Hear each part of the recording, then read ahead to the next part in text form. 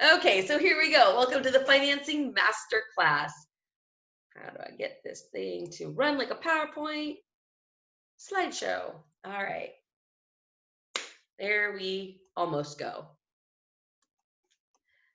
Okay, so for starters, the big differentiator in what kind of financing you're going to get tends to be, is it a performing rental property or is it a fixer upper? All right, because depending on which way you're going to go, it's going to be a completely different type of lender, different terms, different everything. Okay, so that's the big thing. So as you guys are looking at financing and starting to call lenders and make inquiries, you first need to be crystal clear on what are you trying to buy.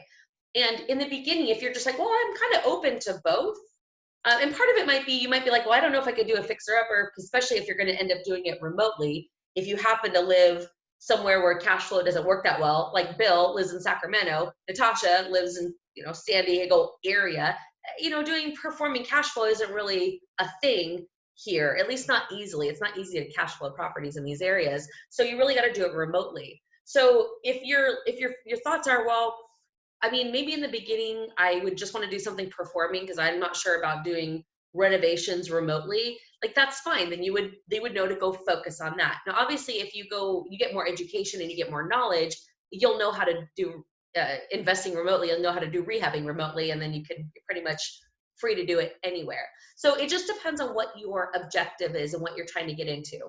And let me back up a little bit because sometimes people I don't know exactly where everyone's coming in from a knowledge standpoint. So let me not make assumptions.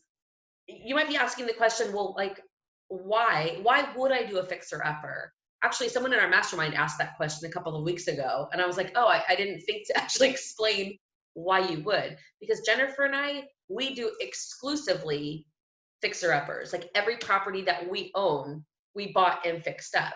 We didn't buy anything that was already performing. So, but there's nothing wrong with it. Like, Steve, and who's in the mastermind, he has purchased 3 units in the past month and they were already performing. So he put his money in and he started making cash flow immediately. So there's no right or wrong, but here's some of the different things to consider. For one, if you're doing a fixer upper, it takes more time. It without a doubt takes more time. You're going to deal with frustrations that will sometimes make you want to just like stab yourself in the face with a fork. So that's like the downside. It does take more time, not a lot more time, but it does take more time. Definitely more mental energy. If I'm muted, and so that would be a reason someone might be like, well, I mean, let me just see if I buy a performing rental property, I buy it right away, I'm automatically cash flowing, like it's great. Here's the reason that people do fixer uppers. Here's the reason that we do fixer uppers, and why we've just made that choice. One, we know how to. We can buy properties in pretty much anywhere in the US. It doesn't matter because we just have a systemized approach, build a team, and we can do fixer uppers. So we can get them renovated, get a property manager in there, get tenants placed, and then we can refinance them. All right, so we can do it anywhere. So that's easy, but why do we do it? We don't do it just because we can, because frankly, I would never choose to renovate just because I could, because it's a pain. Sometimes it's not, but mostly it is. You're just dealing with a lot of extra stuff from contractors and stuff that you wouldn't have to otherwise. But let me give you an example. So right now, I'll give you an example of a duplex that we own on Tuxedo Street. Okay, so our Tuxedo Street duplex, right now, if we try to buy it, it's performing really well. It pulls in $1,600 a month as far as rents. Actually, it's more. We just rented it 2 weeks ago, and one of our units is getting $820. So it's getting $1,620 a month, right, in rents. If we went to buy it right now, based on the comps in the area, we would be able to, or we would end up paying about $130,000 for it. Okay, but not bad. $130,000 to get $1,600 of rents. Not too shabby. But when I bought it, well, I didn't buy it. When we bought it, I paid only $30,000 for it because it was a piece of junk. It was just so ugly, so awful, so horrible. Nobody wanted to even walk by that ugly, nasty duplex. But after about $50,000 worth of love put into it, and new flooring and paint and HVAC, and we just did a complete renovation on it, a rental renovation. Like I'm not using little granite countertops and stainless steel appliances. It's still a rental one, but it's the flooring is new, the paint job is new, everything is fresh, the kitchen is refreshed. And when people walk in, they're like, wow, this place is really nice. It took $50,000 to make that happen. So my all in was 80,000. Okay, so the question comes up, well, why would I do a fixer upper? That's why, because I could be all in for $80,000. Yeah, now granted, it took me 2 more months of activity and of effort and of coordinating to acquire that asset than it would if I just paid 130,000 for its equivalent around the corner. So it took me 2 extra months. I mean, probably all of maybe 15 or 20 hours. It's not altogether, it's not a lot of time. It's just always mental effort that you're putting through, just being realistic. It is work mentally. But I basically created an asset that has a $50,000 equity in it. Now, I can't go spend equity. I can't go to the toilet paper store. I thought there's a toilet paper store. I can't go to the store and say, I'd like to buy rolls of toilet paper. Here's equity. So I can't spend it, but it's a long-term play. So Jennifer and I, we don't work, she used to work in corporate America for like 20 years, but we don't work in corporate America now. Like we're entrepreneurs. We do this full time. So I don't have anybody contributing to a retirement fund. If I want to retire, that means I'm gonna have to have assets that help me retire. I'm gonna have to have cash flow. I'm gonna have to have equity that allows me to pull money out and do other things with it if I so choose. Okay, so the reason that we choose to do fixer uppers is because we can buy it and renovate it and be all in at a lower price than we would if we were just going straight for purchasing something that was bringing in those same rents. Okay, and if you think about it, if you start adding up one after the next, after the next, after the next, not that every one of ours is 50,000. Some we have 40,000 of equity. Well, one of them, gosh, the one on Harlan, we bought that one for 43,000, put 50 into it. So that was what, 93,000. It appraised last year for 185,000. So that one we have like, I don't know, almost $90,000 of equity in it. Or maybe it's more than that. Anyway, so do you see what I mean? Like if you start adding them up, and sometimes you happen to hit in a good area where it's on an incline. And so anyway, that's the reason you do fixer uppers, is that you can have the equity. But if you're not inclined to do that, or if you frankly just don't have the time, although it seems like a lot of people have time right now, but if you don't have the time to do that, or you don't want to learn how to do that, you can absolutely go straight into performing rental property. And what I'm going to do on this call with you guys tonight is I'm going to go through both, because depending on what your objective is, what your strategy is, I want you to know and have the knowledge to be able to proceed either way. All right, so let's talk about performing rental properties. So like, where do we get funding for performing rental properties? So typically it would be like conventional banks, small community banks, going through a mortgage broker. There could be owner financing. You could take over someone's mortgage subject to the existing financing. So the financing they already have in place, you can take over that mortgage. That stuff's a little bit more creative, which is super fun, but it's a little bit more advanced. I'm not going to get into the details of that on this call, but I just want you to be aware that that's a thing in case you hear of it as you're out in the world. Or buying a property in your self-directed IRA. So some people have funds that are in a 401k or an IRA from a previous employer, and they've left that employer.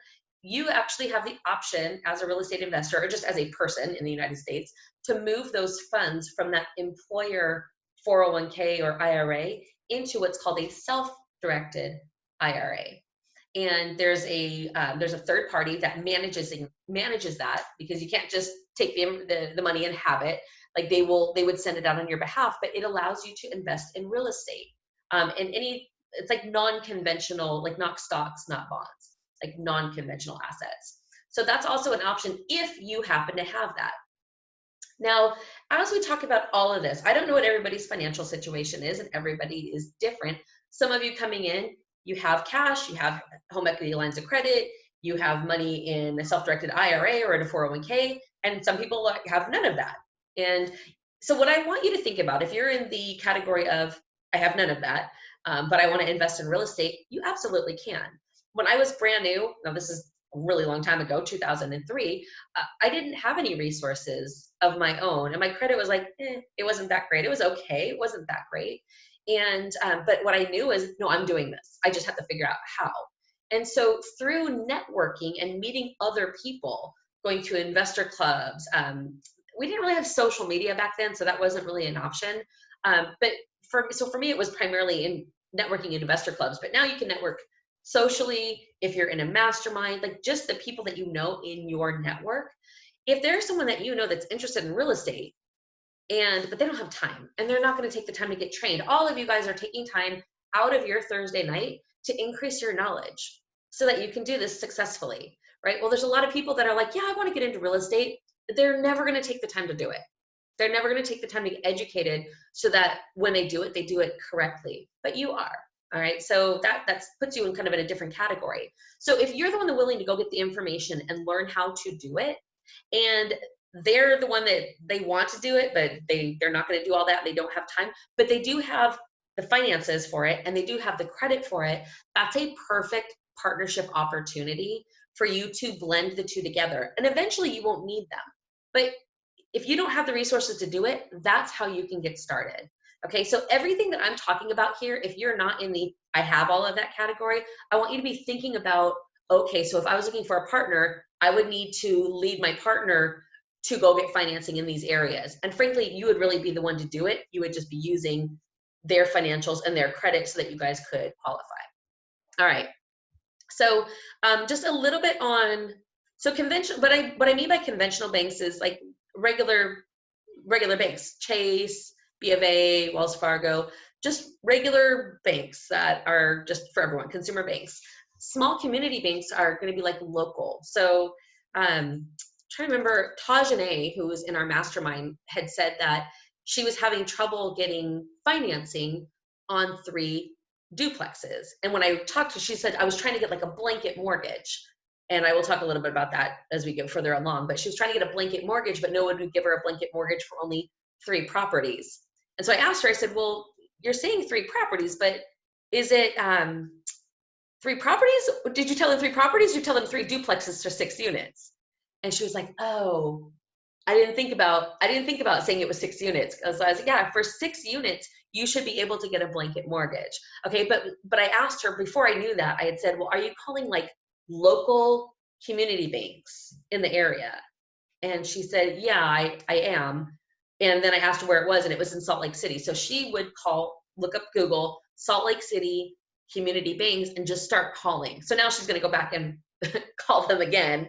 And now with a little bit more refined information being, I have 3 properties, 6 units, inquire about a blanket mortgage. But small community banks are just ones that really serve the local community. So sometimes their lending terms can be a little bit better than like a big bank. Right, so that's an option. Mortgage brokers are people who have relationships with a lot of different lenders and banks. And so that's part of their repertoire. They're constantly networking. They're constantly talking to lenders to find out what programs they have. So if you went to a mortgage broker and said, okay, so here's my situation. This is what I'm looking for. They'll pull your credit so they can see where you're at credit-wise. You tell them how much capital you have to put down.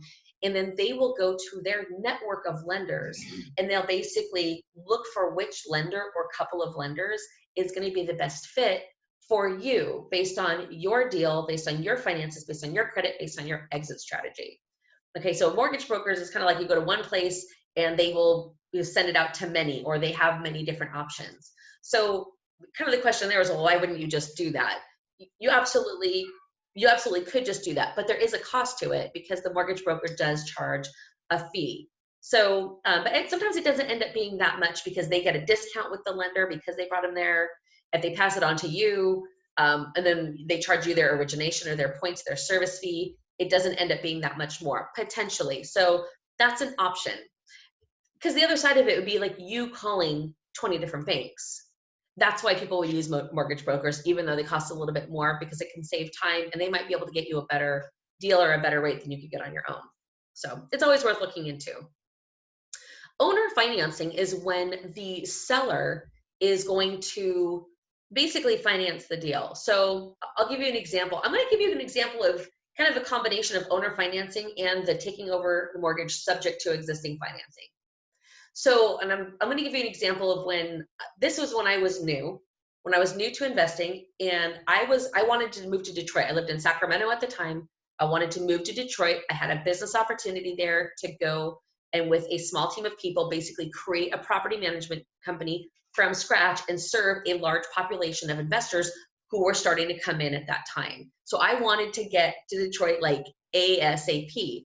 So all of a sudden I found myself being a motivated seller. Not in the way where I was like, oh, I'll do anything to get rid of this property, but I was like, I really want to quickly as possible, sell this house, sell my house so I could get out there. All right, so here's what happened. I was like, okay, well, I mean, the house was like, it wasn't a fixer upper, but it wasn't like updated. I didn't buy it as a flip property, and I'd done some upgrades, but not everything. Like the kitchen needed to be redone, and just it needed some freshening up. So an investor actually approached me and said, okay, so I'm going to make up the numbers because I don't exactly remember them, but they'll be ballpark close. The investor said, okay, well, a fair price would be 220,000, and for them to buy it for 220, put whatever they were going to put into it and sell it for a profit for them, they offered me 220,000. Now I owed 170,000 on it, okay, or thereabouts. So the way it ended up working is we ended up doing kind of a blend of owner financing, but included a subject to existing financing. So let me explain this to you. It's not that I think that you're going to come across this a lot, but it's always good to be armed with information so that if like a creative opportunity comes up, you can, step into it with a little bit more knowledge than you would have otherwise. So I owed 170, we were selling it for 220.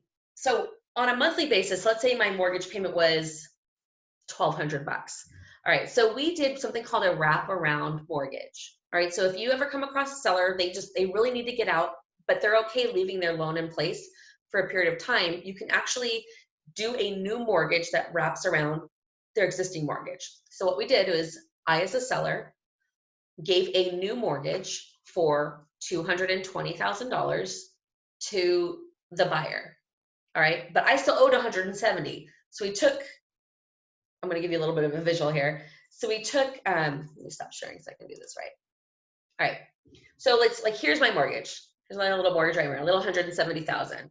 And I wrapped a $220,000 mortgage around it. Okay, so that's a wraparound mortgage. And with a wraparound mortgage, so let's say that I said the monthly payments to me were going to be $1,600. We did an amortization schedule, figured out what it would be. So let's say the payments to me were going to be $1,600 on this $220,000 mortgage. I still had my $1,200 mortgage, so I would receive $1,600. I'd pay out $1,200. And in the meantime, what it allowed that investor to do was to get in without doing a brand new loan. Because if you've done any kind of real estate before, one thing you will realize very quickly, or if you haven't, you will realize it very quickly, is the financing part can be very expensive. And that can easily be $10,000 to $20,000, if not more, especially if you're using a hard money lender. So because I, as the seller, was willing to wrap my mortgage, that saved the seller a lot, or the buyer a lot of money on financing, which allowed him to pay me more and allowed us to close very, very quickly. Okay, so that is also a way to fund deals. And then as far as the self-directed IRA, you can either buy a property completely in your IRA. So let's say you had $100,000 sitting in a self-directed IRA, and you had an opportunity to purchase, let's say, a duplex for $95,000. All right, your IRA would be the buyer of that duplex. And so every month when the rents came in, they would go to the IRA. So it's a way to basically build your retirement account tax deferred. And or if it's a Roth IRA, one that you've already paid the taxes on once you make the contribution, then it's basically tax free. So all of the rents go into the IRA. The IRA also pays all the expenses. So, I mean, that sounds like it'd be kind of complicated. You're pretty much going to have a third-party property manager. So the property manager will be the one to collect the rents, they'll deduct for the expenses, and then they'll send a net check to the IRA company on your behalf, and that'll go into your IRA, and it just starts building up. The cash flow just starts building up. But another cool option for self-directed IRA is there is a lender out there, I think it's called NASB Bank. It's like North American Savings Bank, I believe. I think it's in Kansas City. And they will actually do a loan to someone who is using a self-directed IRA. Now, it's not a full loan, but they'll do something like 50%. so that someone can come in and, let's say the duplex is being purchased for, I'll make it easier on my brain, 100,000, and someone has 60,000 in their IRA, they could put down $50,000 of down payment funds, and then NASB Bank would fund the other 50%. So it would be a way to leverage some bank financing within your IRA. But again, your IRA would then own the property, right? So that's an option for performing properties. So let's, boy, the order of this is a little crazy, but let's talk a little bit about fixer-uppers. All right, so if you're buying fixer-uppers, the most common type of financing that we see is hard money, which can also be called private money. But let me differentiate the two real quick, because sometimes hard money lenders will call themselves private money lenders because sometimes the term hard money gets a bad rap, like, oh, it's expensive and they're hard to work with, and that's not really necessarily the case. Depends on the lender that you're using. So they will sometimes call themselves private money. Now, when I refer to private money here, what I'm talking about is, let's say my neighbor Joe, he's always been interested in real estate, has no idea how to do it. But, hey, if I could pay him 8% or 10% on his money all day long, he's willing to be the bank for me. Okay, so that's what I mean when I say private money. And that is really when I started investing 16 and a half years ago, that was what I leveraged, private money. But it wasn't from my neighbor, although I had a couple of friends and family who were interested. It was mostly from people who were at investor clubs, and they would show up to the investor club because they were obviously interested. But they don't cover that much there. You get little nuggets of things. So they were super interested, but they just didn't know how.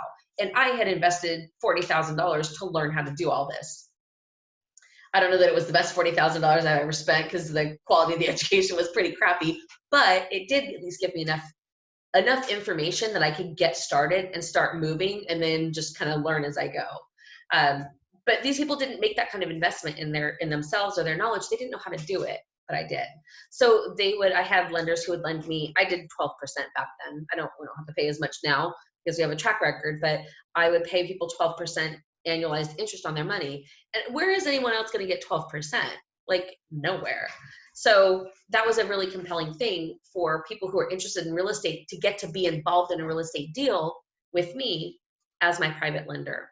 And one of the things I always did, I'll just share this with you guys in case it resonates with you, but one of the things that I always did was I always offered to people look, I need the funds to do this deal, but you can benefit as well. I'll pay you 12% annualized interest. But I will also, if you want, I'll also teach you what I'm doing along the way. And it wasn't a gimmick. I was serious. You can probably tell, I like teaching, right? That's my favorite thing to do. So I was always willing to teach people what I was doing. And in exchange, plus the interest in exchange for them, getting involved. And they were always so excited about that. The thing that was crazy about it is nobody ever took me up on it. They would say yes, but then we would get into the deal. They'd send the money. I would use it. I would do the deal. And they never said, oh, can we sit down and look at it? And I even asked a couple times. Eventually I stopped asking, but sorry, there's a hair in my glasses. I think it's distracting me and making me nuts.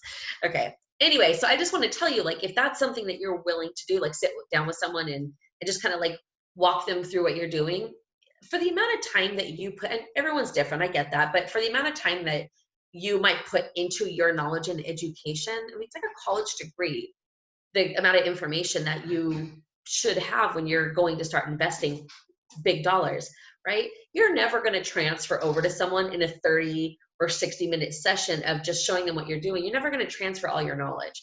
And the reason I bring that up is because I have sometimes people have the mentality of, well, hold on a second, I'm not going to, make all of this investment in my time and my money to learn how to do something and then just give it away. And what I'm saying is, look, there's no way you can just give it away in a short session. Look at how long it took you to learn what you're learning. You compile it on. And some of you have been learning little bits and pieces for years, just waiting for the right time to go for it. Right. So you're never going to transfer everything, but it would help them to feel more involved. But then again, they might say yes, they're excited, and then not even take you up on it. But I swear that for me, when I was new, that was one of the things that put people over the edge, was my willingness to show them what I was doing. So it's just an idea. All right. So with hard money, I'm actually going to go through kind of quickly because I've done a whole separate teleclass or masterclass on the hard money lender questionnaire, but so I'm going to go through it with you guys kind of quickly. But I'm going to go through a hard money lender questionnaire, what kind of questions you ask. Private money is really about networking, family, friends, investor clubs, social networking. You can network even within our Facebook group. That's a great place to network with people. You can use a combination of hard money and private money. So that's something that's actually very common. So if you get a hard money lender, and let's say the hard money lender lends 90% of the purchase price and 90% of the rehab, or they lend 80% of the purchase price and 100% of the rehab. There's always some dollar amount that's left unfunded that you need. And so if you have those funds, cool, you're fine. But if you don't have those funds, then you might need to bring in a private money lender as the gap. They would be like a gap lender, okay, or a gap partner, and they fill the gap. So because there's a lot more expenses than just the down payment. Like even if the lender funded 100%, which is almost never happens. And if they say, oh, we can lend up to 95% of the purchase price and 100% of the rehab, if they say that online, please do not be fooled into thinking that that's realistic. I can get that. If you're brand new, you can't get that. You need to have a lot of deals done before a lender's going to lend you that much money. You have to be a very low risk. So just know that when you see advertisements, you have to get on the phone and call them and say, here is my situation. This is my first deal, or this is my sixth deal, or I have never done anything before in real estate. Like, what is going to be realistic for me as far as what I can borrow? Okay, so when you find that out, you're going to have to find out like what your gap is in the down payment amount. But then there's other costs that you need to be prepared for. There's going to be points, which is like the origination fee that the lender charges to basically underwrite the loan and give you the loan. There's going to be interest payments. You always want to account for 3 to 6 months of interest payments on a fixer-upper that's a rental. You're going to have closing costs with the title company, right? You're going to have insurance, property taxes, what's the third one? Utilities. Okay, so you're going to have all these other expenses that you're going to have to pay. So you want to add all of those up, and you know, okay, that's the total amount I'm going to need in addition to the hard money lender to fund the deal. Okay, so if you don't have those funds, then you want to make sure that you have borrowed it or got a partner or something so that you have those funds available. You don't need them on the day of closing. All you need on the day of closing is your down payment, your closing costs. But it's your holding costs and your financing costs that happen every single month that you need to have already set aside so you're not stressing out about using your job to pay for your hard money loan. Okay, so that's something you want to do in advance. Another obvious way to buy fixer-uppers is you can buy them cash. If you have the cash, you can absolutely do that. We have someone in our mastermind who they actually have the cash to buy the property and renovate it, but it's a little bit higher purchase price and the renovation is substantial. I think they're buying it for like, call it 160. Actually, that might be a different deal. It was like 130, the renovation's like 100,000. So, you know, they have enough money to do the whole thing, but since it's going to be their first remote deal, what we talked about was, well, why don't you get a loan for just the purchase? And then that way you can still fund the rehab, but that way you're not putting all of your money out. You're using some bank money. And then if another opportunity shows up while you're maybe in the final stages of the fix up or something like that, where it's kind of a safe time to get into another deal, you have the funds to do it. Okay, so cash is an option. And then a combination of cash and hard money, or a combination of really cash and conventional financing. If you have enough money that you could fund the entire rehab yourself, and the house is already technically livable, although you really want to fix it up, you could go actually get a conventional loan for 75 to 80% of the purchase price. And you put your 20 or 25% down payment and fund the whole rehab yourself. So that's also an option.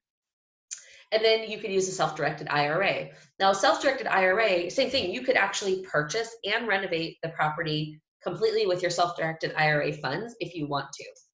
But you also can use a hard money loan with your self-directed IRA as long as the hard money loan or the hard money lender will do it non-recourse, meaning you do not have to sign a personal guarantee.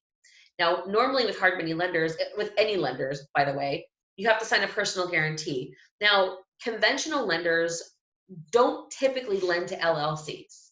All right, so that's one thing. That's one thing that Steve and I were talking about earlier when he bought a property that he was buying with a loan. He couldn't just buy it into his LLC. He had to actually buy it in his personal name and then he's going to have to transfer it to the LLC because the bank wouldn't loan to an LLC. Now, if he's buying a fixer-upper, it's a different story because the fixer-upper you can fund with hard money. Hard money lenders prefer that you use an LLC. They actually prefer it, and some of them require it. Okay, so with the LLC, the debt, the loan doesn't show up on your personal credit score or on your personal credit report. All right, the LLC, it would show up, well, they just don't report it at all, but conventional will show up in your personal credit report. Hard money will not. However, the downside, the downside of that is you still have to sign a personal guarantee. So even though they're not lending it to you, and I tell you this just because a lot of times when people are new, if you're newer to this kind of lender, you might not realize that this is a thing. So you still have to sign that you personally guarantee that the loan will be paid back. All right, so if you have to personally guarantee it, you can't use your IRA. Like, it's just considered a prohibited transaction. So that's the problem with that one. So let me real quick switch over. Stop sharing. And let me switch over to sharing the questionnaire, which I've lost. Oh, there we go. Like, where is it? Okay.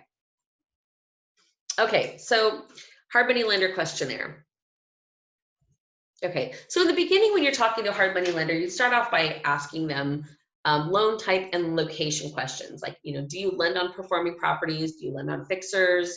Do you have any programs that would transition from rehab to rental once occupied? Because some lenders do have those kind of programs. And if you know that you're going to be renting it out ahead of time, you might as well ask that question early on, because maybe you can get one loan that just transitions. All right, for rental loan, there we go. If we buy and renovate, do you have any seasoning requirements to refinance? Okay, so what does that mean? Seasoning is how long you've owned the property. All right, so if they have a seasoning requirement of 6 months, that means from the time you originally bought it until the time that they will give you a new loan to refinance it, at least 6 months needs to pass. So if you know that your goal is to get in with hard money, get the renovation done in 6 or 8 weeks, and then get it rented and refinanced right away, you need to find a lender that either has no seasoning requirements or has like a 3-month seasoning requirement. All right, but if like a conventional bank typically has 12 months. So that's something that could really hang people up if you don't know to go shop around and ask those questions. So what is a seasoning requirement? What loan to value will you lend on post rehab? So what that means is, let's say, I'll make it easy. Let's say the property is worth $100,000.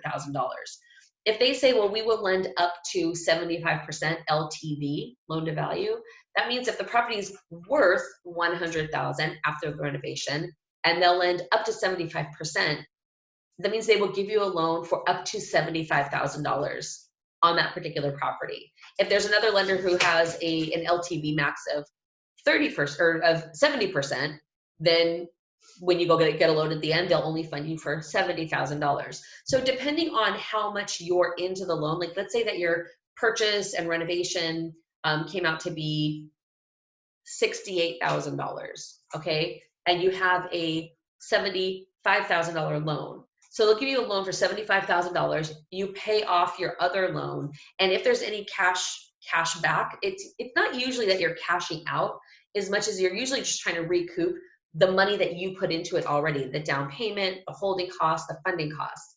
But that is a possibility, and that's something you want to know as you're walking into the deal, so that if your plan is to pull cash back out, you know how much cash you're going to be able to pull back out. Okay, so if you don't know what the loan to value is going to be on the post rehab or what they're willing to lend, you're really kind of walking in blind, and it's just not a good idea. Like, you got to know stepping in so that you don't end up hamstringing yourself thinking, oh, I'll be able to pull my $15,000 back out, and then you go to do it and realize the one lender you called, you can only pull out $3,000. Now your other $12,000 is stuck in the property.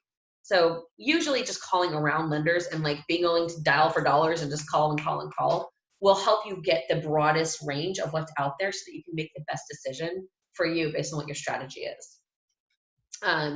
Do you offer cash out refinance if the numbers work? So you do want to make sure and ask that question, because when I say the numbers work, what's we're referring to is something called debt service coverage ratio, which I'll talk about in a second, but it's where they want to make sure that the property, the rental performance of the property is at a certain level before they make a loan on it. So the question is, because the reason we ask that is some lenders will not do a cash out refi, even though you're not really cashing out, you're just pulling your own money that you already put in back out. Some lenders don't allow it. So that would be called like a rate and term refi. So let's say you owed $62,000 to your hard money lender.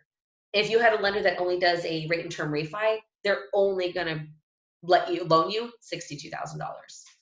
All right, so that's what that means. So you really want to find out if they do like a cash out refi. That's really going to be an important piece for the BRRRR strategy, the buy, renovate, rent, and refinance, because the whole benefit of that strategy is being able to pull your capital back out and then go do it again, put the money down payment on another property, do the renovation, get it rented, get it performing, refinance, pull the cash back out, do it again. I mean, you can turn that same money over, depending on how quickly you do things, between 2 and 4 times in a year, the same pool of money, if you do the numbers right. All right, so do you have a minimum DSCR requirement? So DSCR stands for debt service coverage ratio. So let's say, for example, if a lender has a minimum debt service coverage ratio of 1.25, what that means is they want to see on a monthly basis or annual basis, however they're running it, that your net operating income, which is your revenue minus your expenses — revenue is rents, expenses are property management, utilities, taxes, insurance, maintenance, etc. They want to see that your net operating income is at least 1.25 of the, oh, someone unmuted, hold on 1 second. Sorry, guys. In this view, it's hard for me to see like who is on and oh, they must have muted themselves. Okay. I'm on it. I'm trying to. Oh, okay. Oops. Oh, now I just changed my whole view. Okay, there we go. Technical difficulty there. They would want to see that your net operating income is at least 1.25 times the debt service. Debt service in regular world terms is your mortgage payment. It's your principal and interest payment. Okay, so that's what DSCR, debt service coverage ratio, means. And a lender is looking at a couple of things. They're going to put a limit on the loan to value, because they don't want to be lending you 100% of the value. That's very risky for them. But they also want to see the cash flow, that it's high enough for you to pay the mortgage and still have extra for the just in cases that happen. Because what they're trying to do is insulate themselves against the risk of you not being able to pay the mortgage if something came up. And if someone had like a 1.0 debt service coverage ratio, what that means is if the mortgage payment is $800 and the net operating income is $800, like the landlord can pretty much pay that mortgage only if everything goes exactly right. Well, it's real estate. In some months, everything goes exactly right and it's great. And in other months, you get some random repair that you weren't expecting. So the banks are smart and helping insulate themselves from risk by making sure that your margins are enough to give you some space to be able to navigate through when unexpected things come up. All right, and then does the DSCR or debt service coverage ratio impact the loan to value or the interest rate? So when Jennifer and I were doing our portfolio refinance last year, our lender said, okay, so if you want they would have gone up to 75% loan to value. We frankly weren't trying to pull out that much cash. So we were like, we'll pull out a little bit of our money. That's fine, just so we have it in reserve, but we're fine leaving some of our money in the properties. Like we weren't trying to continue going to building mode. We had just done a whole bunch of properties and we were like, we're cool chilling for a minute. So we didn't need to pull out max cash. So we took our thing from 75% down to only 70%. So we were just going to get a 70% loan of the value of our portfolio. Well, we made that decision, that brings the mortgage payment down because the mortgage amount is lower, so the mortgage payment is lower. So that increased our debt service coverage ratio because the net operating income of the property was still identical, right? That has nothing to do with the loan. So here's our net operating income is a certain dollar amount. Well, now our loan payment's going to be smaller, which means our DSCR is higher. The higher it is, the better to you, to the lender, to everyone. So the lender then gave us a lower interest rate because it was less risky, which then improved things even more. So anyway, that's where you want to find out, like, does the debt service coverage ratio impact the loan to value or the interest rate? Okay, just so you're walking in with full information. Some of the location questions: where do you lend? Are there any loan restrictions in those areas? For funding, fees, terms questions: do you loan the purchase and the rehab? What percentage of the purchase price will you loan? What percentage of the rehab will you loan? Does credit score impact the percentage you will lend? Some lenders it doesn't, in others it does. So you just want to ask. And don't be afraid to get on the phone and just start asking questions. Lenders only make money if investors bring them deals. So I know that when I was new, like, I was terrified of everybody. I was just literally afraid of the telephone, whoever is on the other end of it, because I didn't know what questions they were going to ask me. And I hate to sound new or sound dumb or whatever. And that was a big challenge for me. But what are you going to do? There's no way to do it but just to do it. So as I started calling more and more realtors and lenders and everything else, what I found was, one, they're just human beings trying to put food on the table, just like anyone else. And they happen to work at a lender. So they're just answering questions. It's not a judgment. They're not judging you. They're not saying, oh, well, you're new, or, oh, you've only done 2 properties. It's not like that. They're hoping to earn your business, because if they do, they're going to make a lot of money. Okay. And usually the people you're talking to are on commission on top of it. So they especially want to build a relationship with you. So don't be afraid of calling and asking questions. You'll get better and better and better at it over time as you do more and more deals. Or just not deals, as you make more and more phone calls. You'll start hearing some of the same answers. You'll start understanding how everything ties together, but there's no way to do it except to just do it. So what interest rate or what points do you charge? So how many points? A point is a percent. So if your loan amount is going to be $100,000, 1 point would be $1,000. So if they charge 3 points, which is not uncommon, the origination or points would be $3,000. Okay, so you're asking how many points. What interest rate is realistic for me? Not how low are your interest rates, because the interest rate that one person gets might be different than the interest rate another person gets. And that could be impacted by the number of deals they've done, their credit score, the amount of capital they have. So you want to say, what interest rate is realistic for me? And then they're going to ask you some questions. Well, how many deals have you done? And what's your credit score? Or whatever impacts their decision. Okay, and then you're not trying to act like anything other than what and who you are at this moment with the lender. With the realtor, it's a different game. Like, you want to be able to step up and show up like a boss. Okay, as much as you can. It takes practice, could be a little bit painful, but you really want to show up like a boss as if you've been doing it for a very long time. With the lender, you don't want to do that, because if you do and say, yeah, I've done 20 deals in the last year, they're going to give you funding rates and terms based on the information you give them. So if you tell them that and they give you, okay, it's only going to be 1 point and 8% interest because you've done all these deals, and then you show up and your situation is different than that, you're going to get a lot different quote, and maybe your numbers don't work now. So you want to find out what's realistic for you now, and you don't need to hide, you don't need to apologize. It just is what it is. Everybody started somewhere. Everybody started somewhere. All right. And if they're rude, then they don't get to earn your business, frankly. So I just don't think you're really going to see that. But in case you end up with a rude person, it's a rude person. It's not that all hard money lenders or all lenders are going to be rude to you. You just are dealing with someone who maybe had a bad day. Maybe they're stressed. Maybe they're just a jerk. Okay. Well, then shrug it off and move on and call the next lender. And you're going to find that way more people are cool, nice, they want your business than the other. What other lender fees should I expect? And lenders can have lots of different fees. They can have underwriting fees, processing fees, legal fees, paperwork fees, just because they want to, fees, because my dog needs a new collar, fees. So they can make up any kind of fees that they want. What you're trying to do is extract the information so that you actually have enough information to compare this lender to this lender to this lender. All right. And they don't usually they're not usually forthcoming with that information. They'll give you points and interest, but they tend to not really tell you about their other fees unless you ask.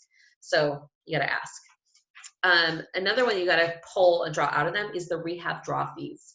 So a rehab draw fee is when, let's say you've done $10,000 worth of work on the property and now you're ready to get reimbursed by the hard money lender. So when you call the hard money lender and say, okay, we've done this, this, and this, we're ready for a draw, they are going to send out an inspector to make sure the work's been done. You will also send out an inspector, your inspector. So there'll be two different sets of eyes looking at the property. Once the hard money lender's inspector goes out there and basically says, okay, these things are done, the lender will release the funds to you. Well, every time they do that, they're going to charge you an amount, and they call that a draw fee. Over the past couple of years, I probably trained 150 different real estate investors one-on-one all over the United States. And every one of them, I was on the phone with hard money lenders with them, just teaching them how to do it. And so I can tell you, just from talking to a gazillion different lenders, the most common draw fee that you'll see out there right now is $200 a draw. Okay, so if you happen to find one that's more expensive, that's a bit of an anomaly. Less expensive, also an anomaly. And that changed a couple of years ago. It used to be 150.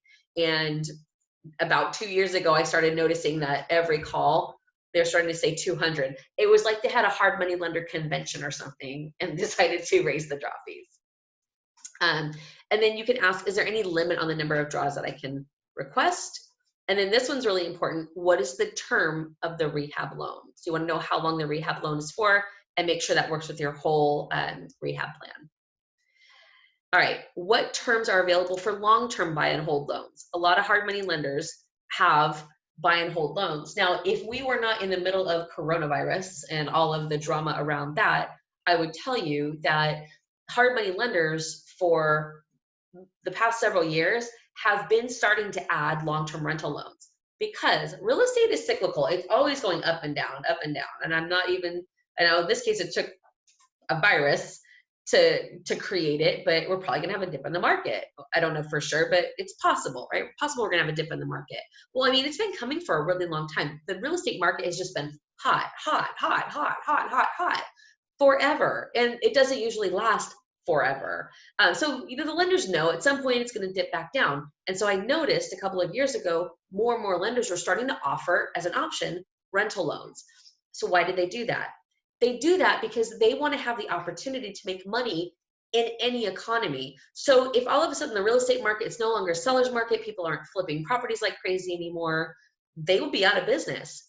But if they have rental loans, then they can still at least put that money to work in some longer term plays and still make money on their money until the economy pops back into a seller's market again. All right.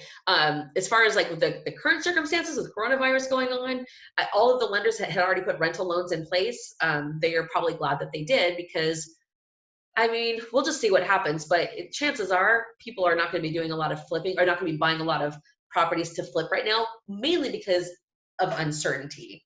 The thing that's interesting is we still have a shortage of good houses. It's like the current buyer now only wants the house they see on HGTV. They want the renovated house. So if you're renovating property, there's going to be more people that want that product than there are properties. So I'm not sure that it's going to completely like crush the flipping market, but because it's uncertain, everyone's like, oh, okay, let's just hold on a minute as far as buying flips on the just in case. All right. So the lenders that put themselves in a position to do rental loans are, they're in a good position right now because that's really going to be the primary strategy in a slower market, and I don't know if we're going to end up in a slower market, but it's at least going to be slower right now for however long we're all stuck in our houses, right? We know things aren't going to be super popping in the real estate area. All right, so it's a really good opportunity for you guys to like get in and get going on your real estate. All right, what amortization is used for your end loan? So amortization is the period of time that they're going to spread the loan over. So if you think about what is a typical like home mortgage, a 30-year, right? It's a 30-year fixed at X interest rate. The 30 years is the amortization period, and that amortization period is what impacts I can't think of the word, impacts your payments, your monthly payments. If you have a 25-year amortization, your payments are going to be higher, all right? Are there any balloon payments? Okay, so is it like a 30-year or 25-year loan, or is it a 30-year amortization, but a balloon payment is due in 10 years, which means at that point you either need to sell or refinance? And then are there any prepayment penalties on either loan? And then what is your minimum credit score for the loan terms that you quoted? Does the property have to be owned by an LLC? Can the property be owned by an LLC or an entity? What kind of documents will you need from me? And then can you walk me through the loan process? So those are just some questions for you to gather, gather more information from them.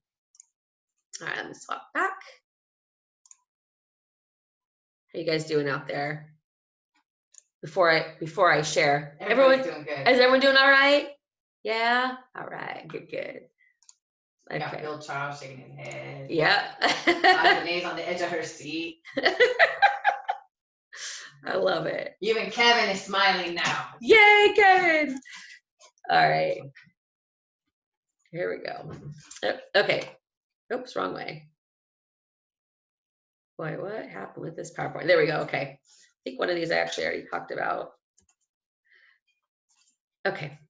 Okay, we talked about this already, that financing, when you're financing in your personal name, it does show up in your credit report. When you finance in an LLC, it does not show up on your credit report, but you still have to sign for it personally.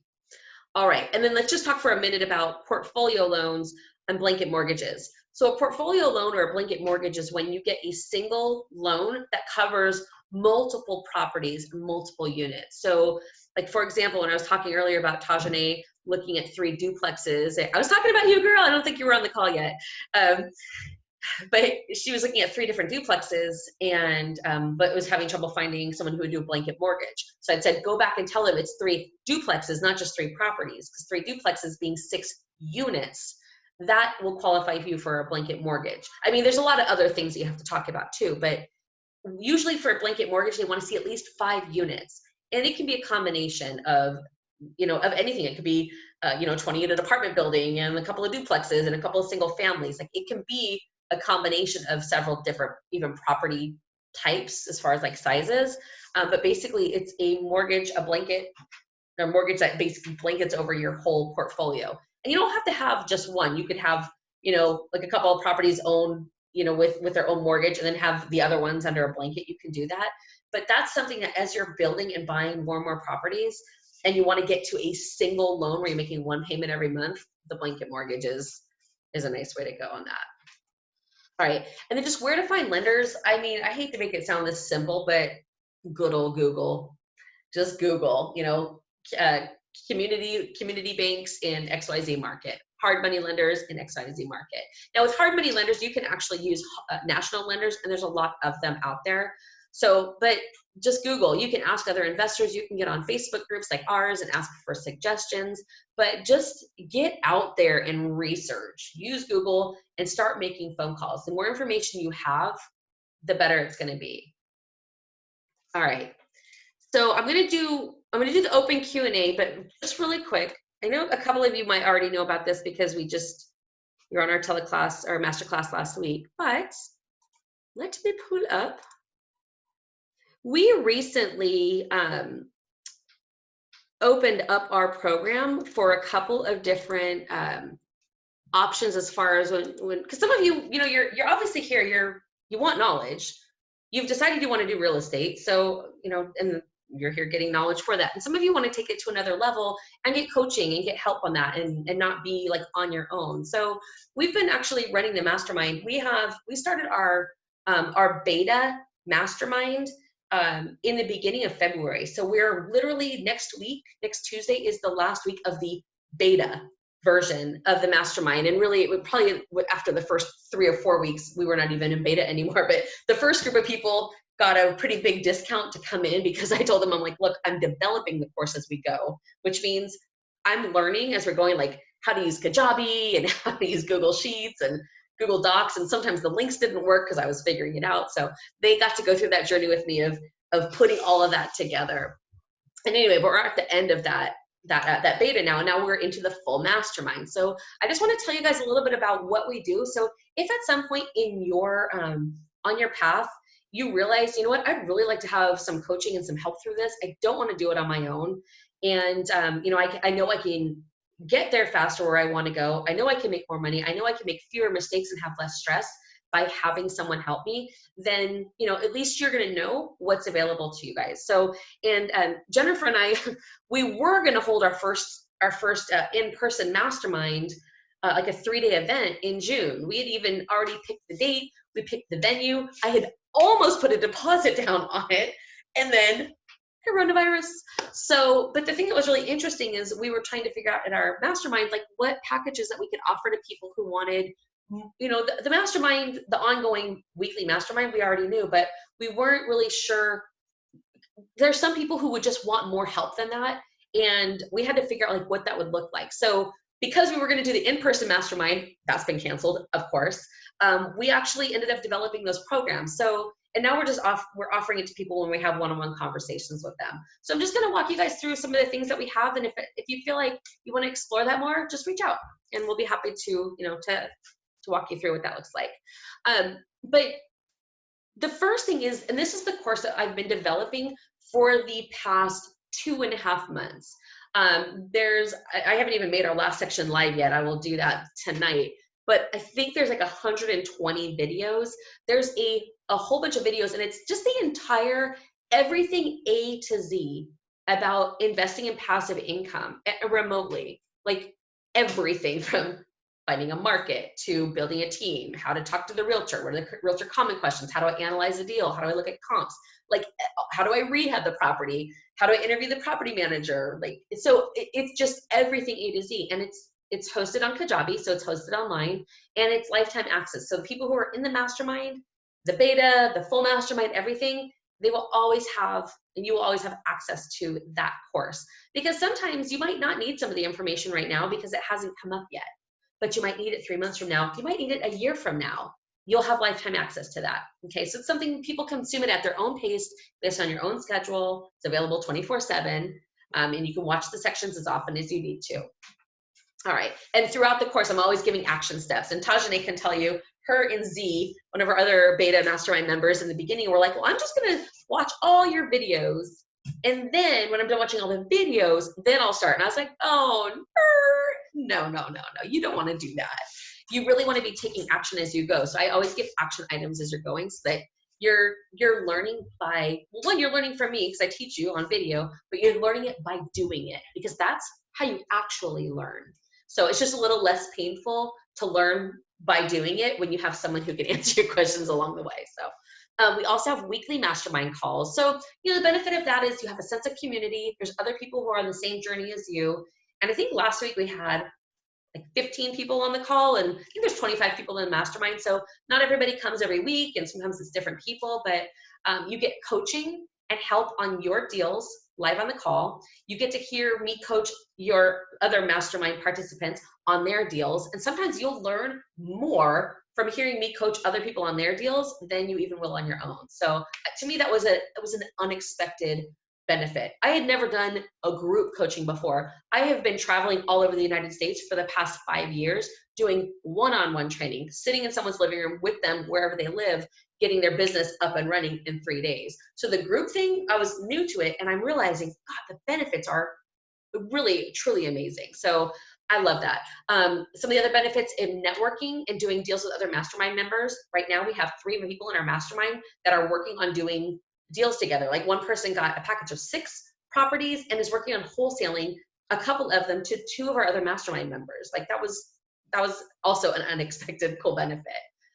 Everybody's questions get answered every week. We do not end the call until, I mean, people are, you know, welcome to jump off if you're done, but I will not get off the phone until everybody's questions have been answered. All right, so you always have coaching.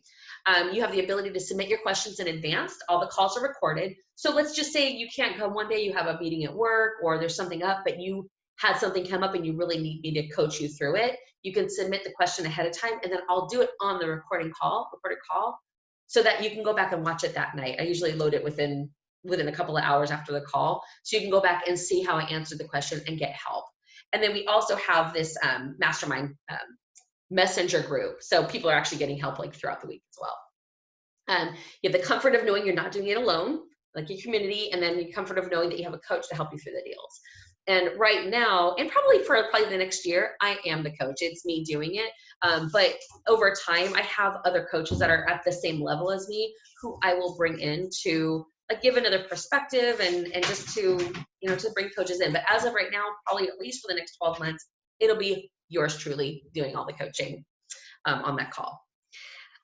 We have the Mastermind Messenger group. So that's like in Messenger, we have everybody in the mastermind who's in it. And let's say Tajani asks a question, and sometimes the questions are for me, and then she'll tag me and say, hey, Stacy, blah, blah, blah, blah, and ask a question. But sometimes she's like, she or anyone else can say, how is everyone balancing this and this? Or has anyone ever had a realtor say this to them before? And then everyone's chiming in, and it's a really amazing community. I love it. And there's, joint venture opportunities from relationships we built in the group.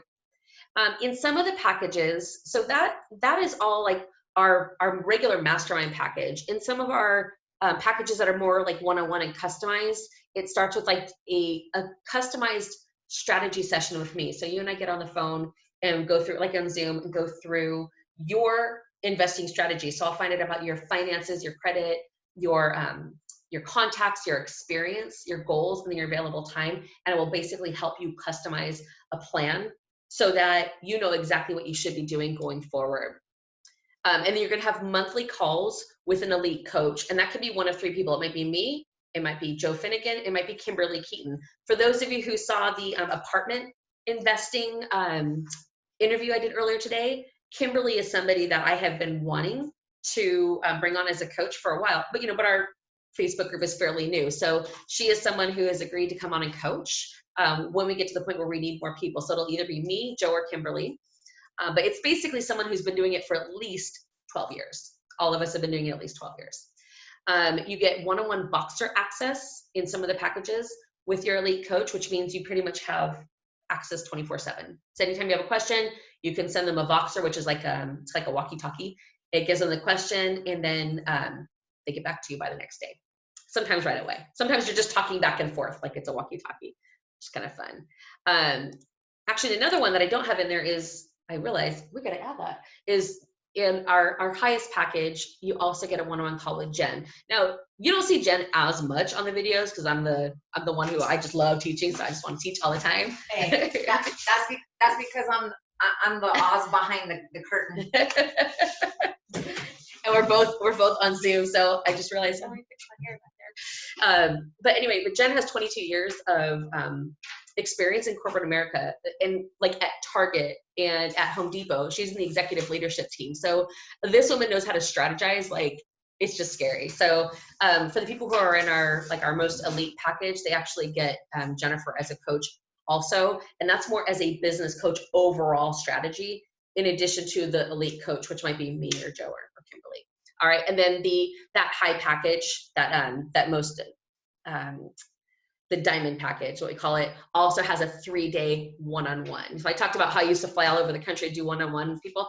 I do not do that anymore. I have 4 kids. I just simply can't do it. But it would be with one of our elite coaches, and they come and sit with you for 3 days and basically help you like launch your business quickly, take all the stuff you're learning and put it into action. So anyway, I just wanted you guys to know that is that those programs exist and are available.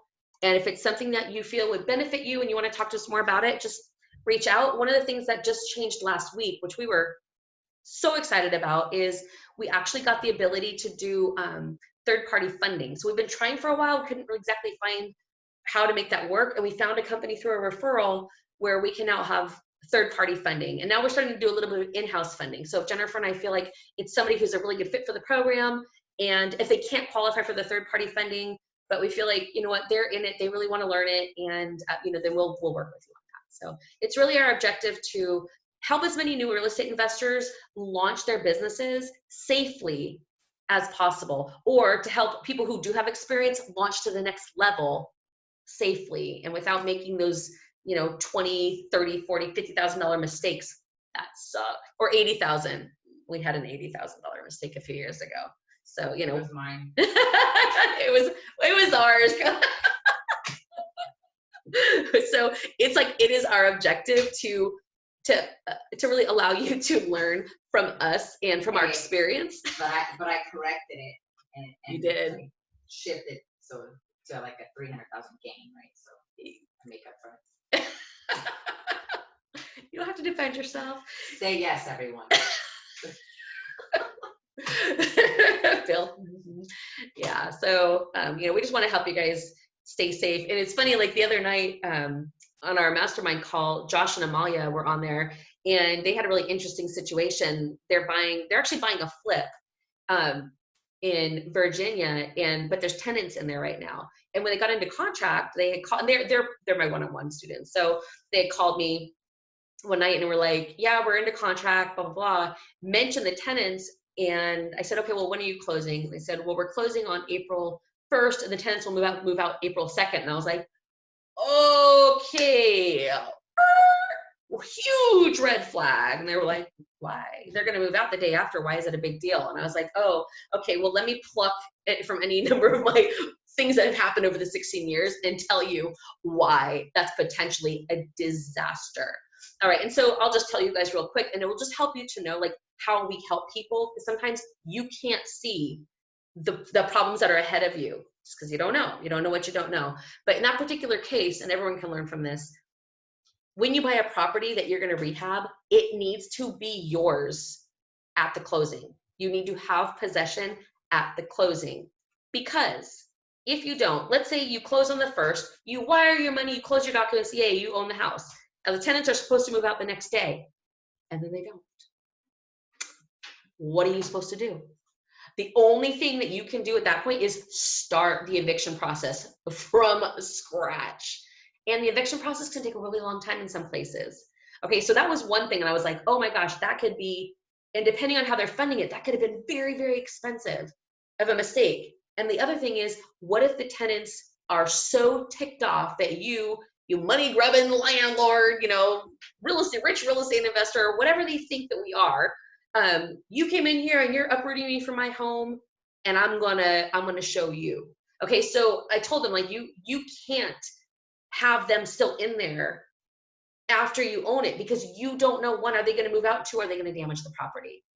So what they did is they went back, they were in their due diligence period, and they just made a small adjustment. I said, go back and renegotiate and tell them that you're still willing to close, but it has to be, possession will be at closing.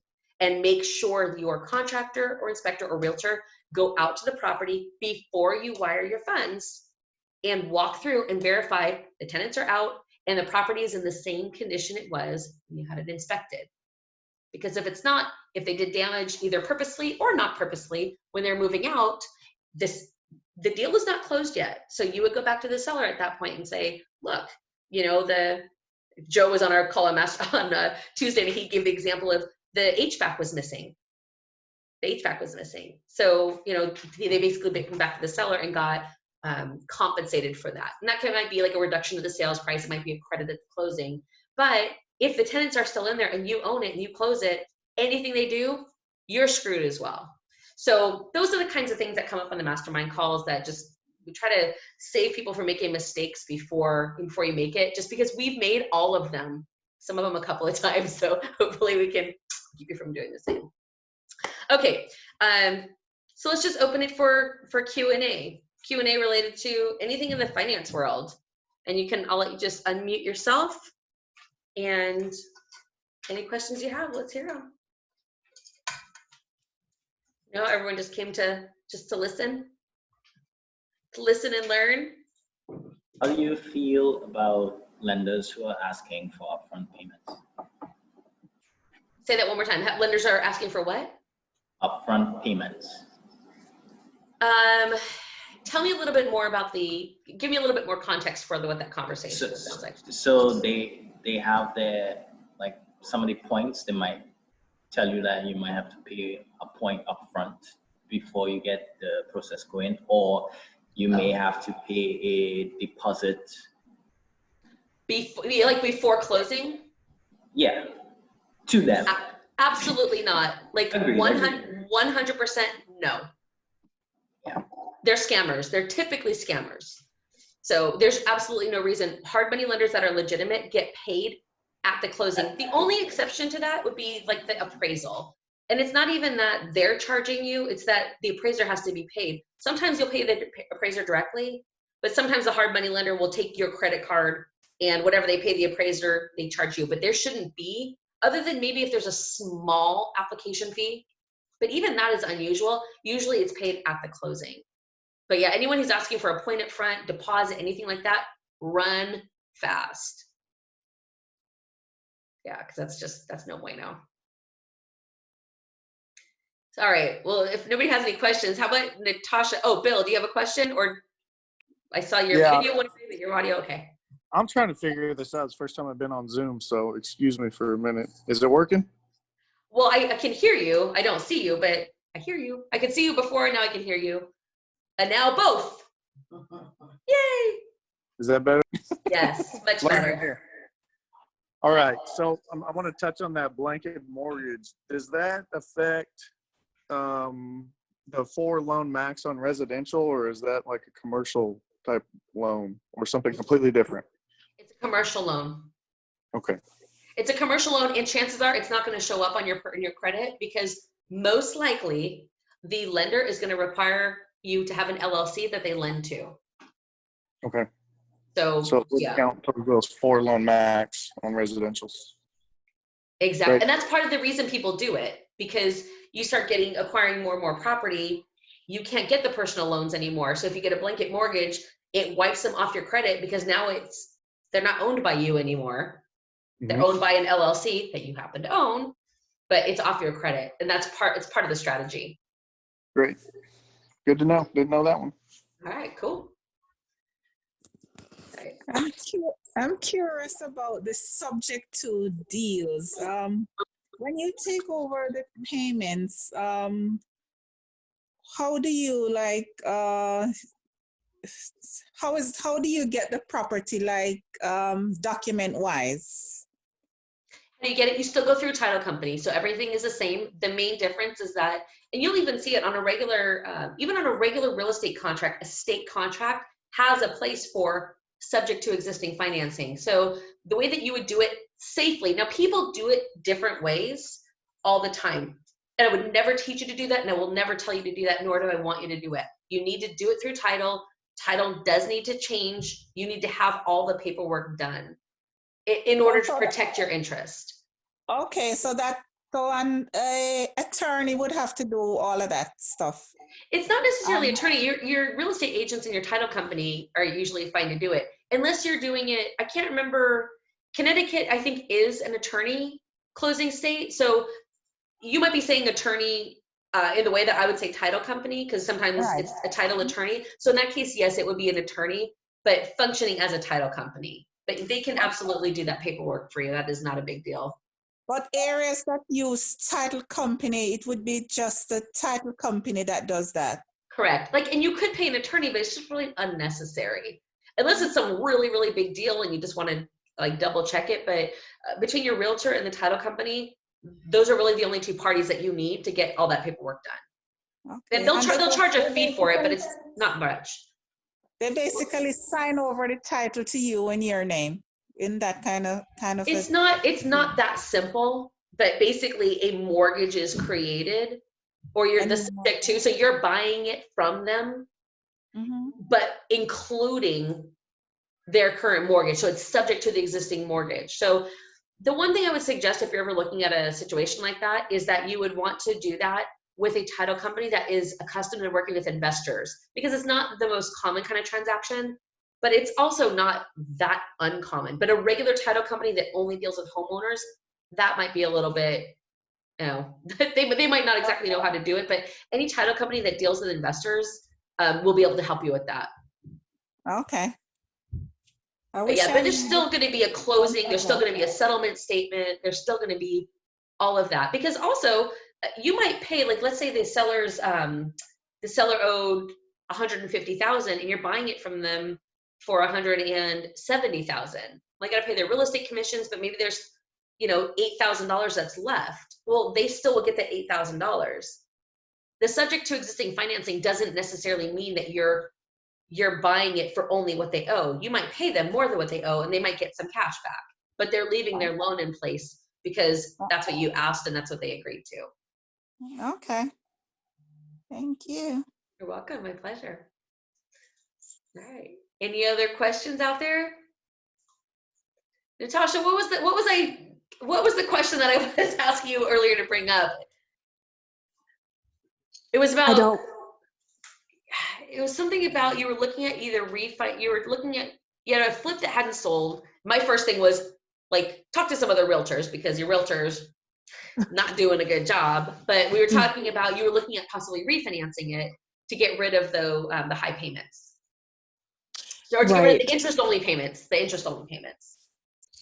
Right. We absolutely expected to sell it by now, but our realtor hasn't produced any foot traffic. I think we've had 4 people there, no offers. And he kept telling us it's because of the weather and the snow. And I'm like, no.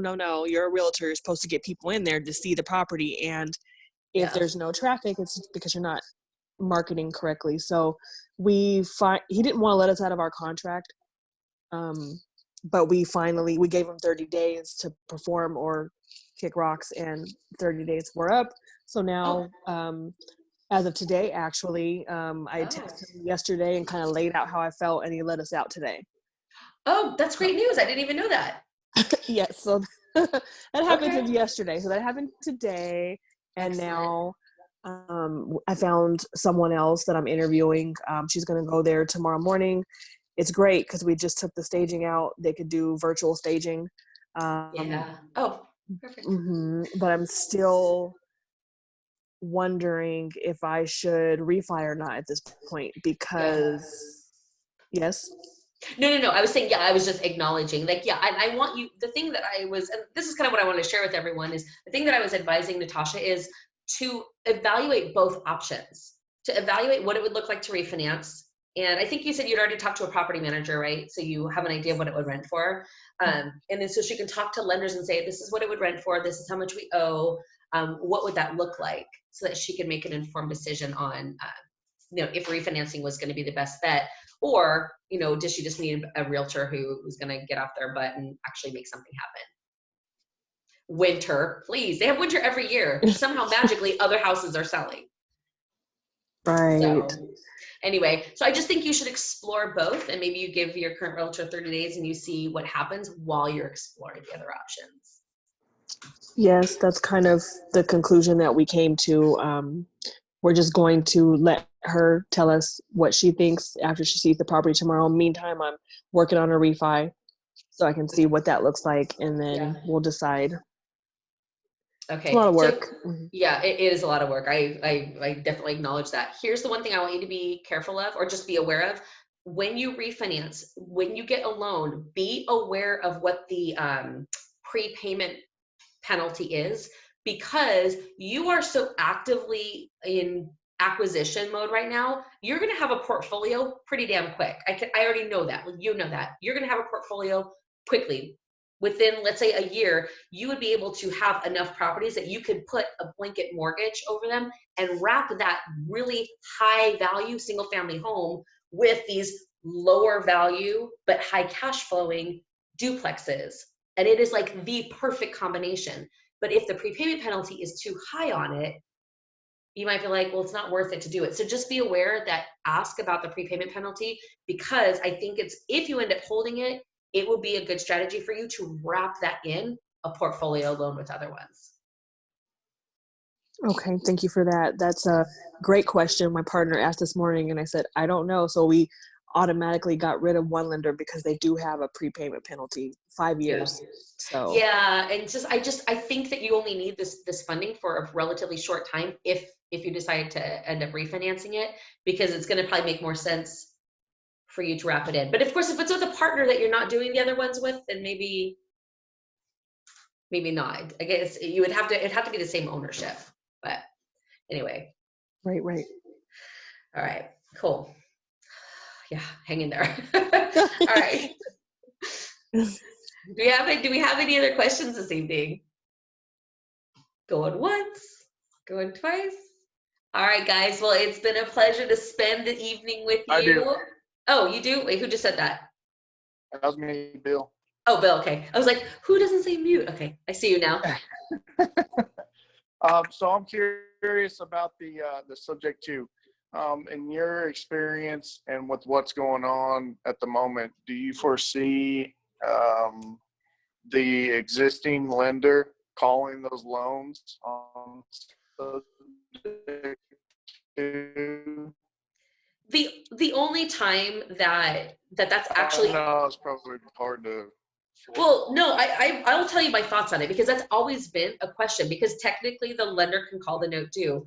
Are they going to call the note due? The only time where that was actually a true possible threat was in the 80s, when the existing interest rates were so high. People were taking over mortgages at, like, let's say 7%, but the current lenders were lending out at like 12. They were like, oh no, screw that. We're going to force you to refinance so we can lend the money out at 12. But ever since then, it would be so weird and such a bad business move for a bank to call a note in really most lending environments, because they might end up with a foreclosure that they definitely don't want. But right now, I mean, they would be straight up insane to get rid of a paying client and force someone into a possible foreclosure situation and now have a property when we're in the middle of coronavirus. Like, if someone's like actually paying every month, it would be very unusual, highly unusual. Is it a risk? Yes. Is it a big risk? I think it's minuscule based on all those factors. Okay. So the only reason you'd really have to even think about it being a worry is if they raise the interest rates, like double the interest rates or something like that. Yeah, I mean, it would be, I don't see that ever happening again. I don't think our government could or would allow it, because it would decimate the economy. I mean, as it is, they keep going the opposite to try to like keep the economy bolstered. So, I mean, we're talking about doubling the interest rates right now, then what are we going to be at? 6. Right. Yeah. So it would crash a lot. Okay. Yeah, and I just don't see that happening. Lenders don't want to take properties back. Yeah. So that's what helps to reduce the risk of that. Awesome. All right. Anything else? I mean, you guys can always tag me with questions on the Facebook group as well, but is that all for tonight? All right. Well, we'll call it a wrap. Thank you guys for spending the time. I feel honored that you came on tonight, and I honor your journeys, and just get out there and rock it. And if anyone wants to talk more about the mastermind, you just shoot us a message and we'll chat more about it. Have a good one, guys. Good night. Good night.